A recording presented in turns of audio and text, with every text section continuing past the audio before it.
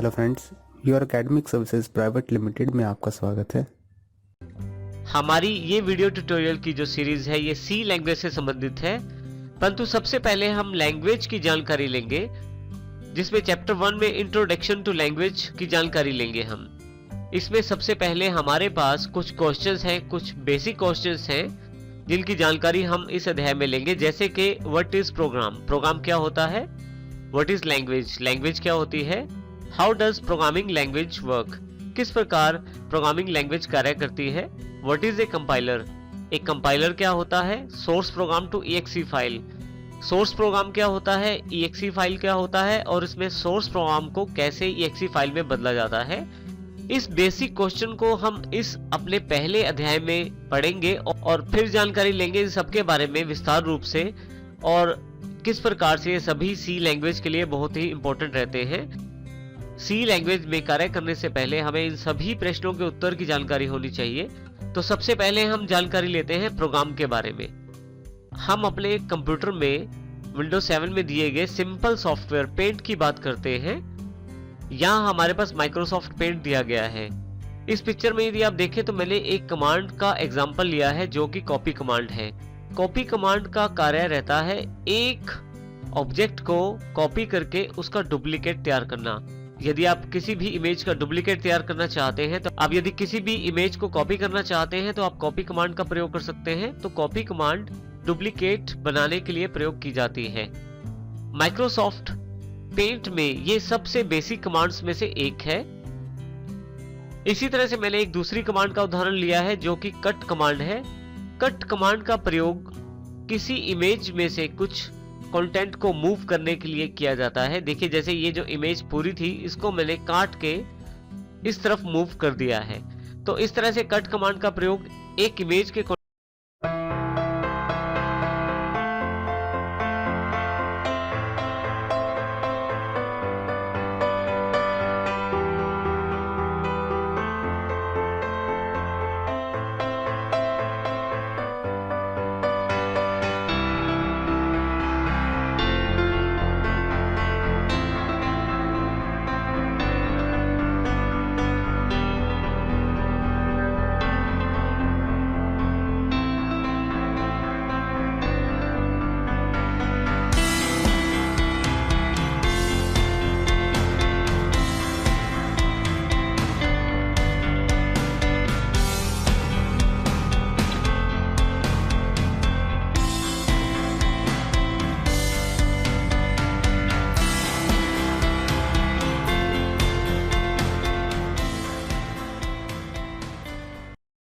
Content को move करने के लिए प्रयोग किया जाता है। हमने जो दो कमांडें उदाहरण के रूप में देखी, कट और कॉपी, इन दोनों कमांड्स के बारे में यदि हम बात करें तो ये दोनों का अलग अलग कार्य रहता है और ये दोनों पेंट में अवेलेबल है। हम इसको थोड़ी दूसरी तरह से कह सकते हैं कि ये दोनों दो अलग अलग प्रोग्राम्स हैं। इसका अर्थ ये हुआ कि कट अलग प्रोग्राम है और कॉपी अलग प्रोग्राम है, और जिनका कार्य अलग है।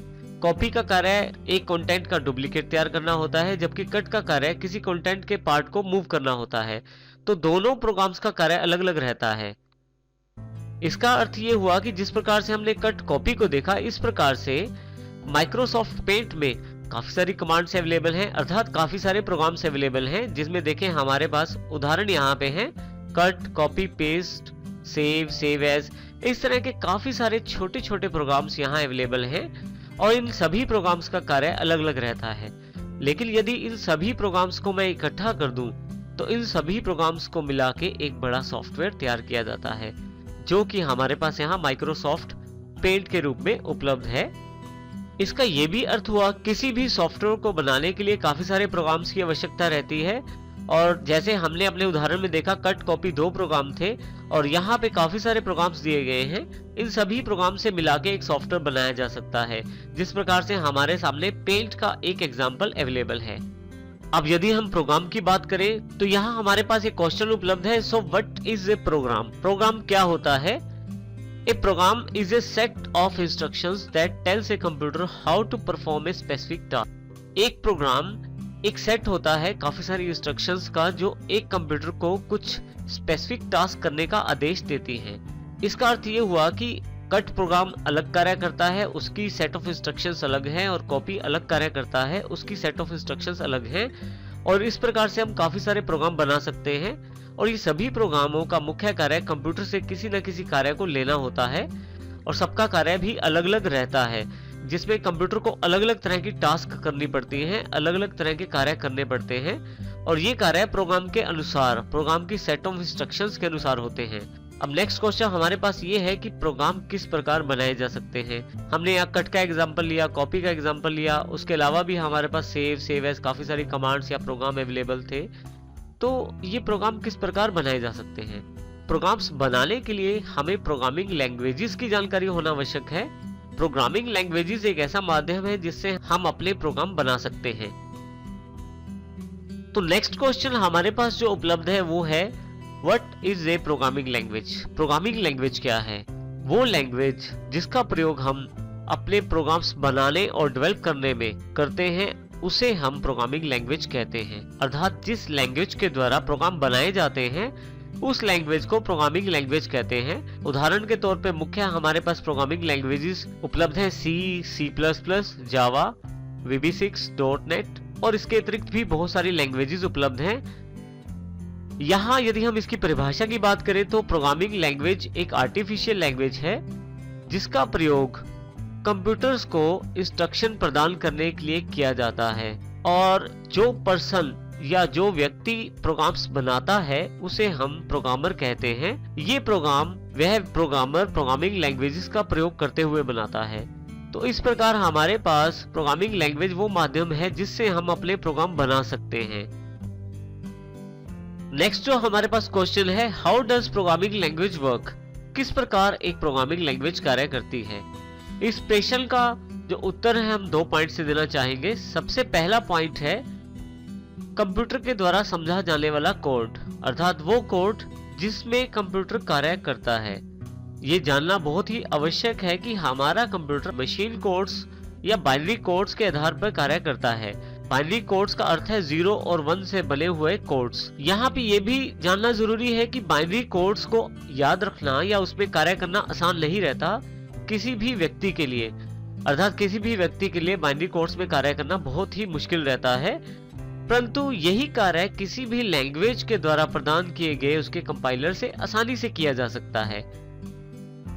इसका ये अर्थ हुआ कि कंप्यूटर जिस कोड में कार्य करता है उसको आसानी से प्रोग्रामिंग लैंग्वेज के कंपाइलर के द्वारा तैयार किया जा सकता है। इसको इस प्रकार भी कह सकते हैं कि कंप्यूटर जो है वो बाइनरी में कार्य करता है और प्रोग्रामिंग लैंग्वेजेस के कंपाइलर के द्वारा बाइनरी कोड्स को तैयार किया जा सकता है।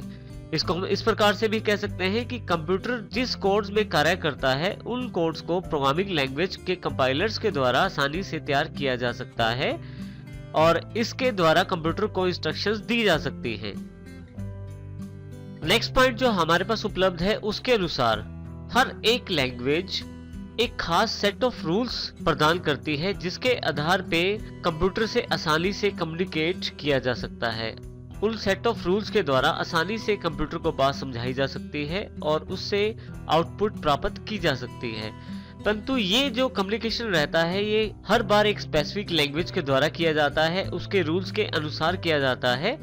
तो इस प्रकार हम ये कह सकते हैं कि जो प्रोग्रामिंग लैंग्वेज होती है वो कंप्यूटर से संपर्क करने के लिए मुख्यतः 2 आधार का प्रयोग करती है। पहला, अपने कंपाइलर्स के द्वारा बाइनरी कोड्स को या मशीन कोड्स को जनरेट करना या उस भाषा को जनरेट करना जिसके द्वारा कंप्यूटर समझ पाए, और दूसरा वो सेट ऑफ रूल्स प्रदान करना जिसके द्वारा आसानी से कंप्यूटर से कम्युनिकेट किया जा सके।